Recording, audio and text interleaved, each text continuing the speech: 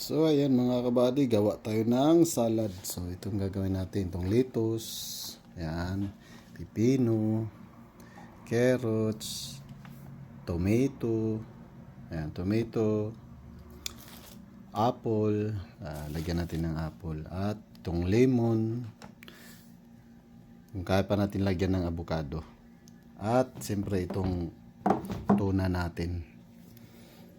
So, ito yung gamit natin na tuna. Ayan, century tuna. Baka naman. Ayan. At ang lagay lang natin dyan, paminta. Paminta at parisan lang natin ng egg. So, ayan mga kabady. Ayan na yung tuna. Ayan, tuna na yan. Nandyan na yung ginayat nating carrots, pepino, lettuce, apple.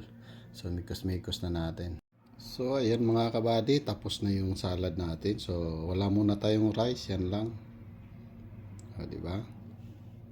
Yan lang yung kakainin natin. Ayan, oh. Wow. Diba?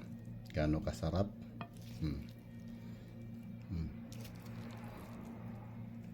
So, yan yung kakainin natin. Woo! Diba? Napakasarap na ano yan. Pagkain. Mm. Mm.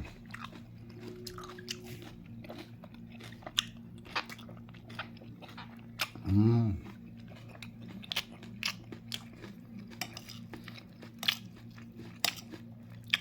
O, ganyan lang. Tuna salad.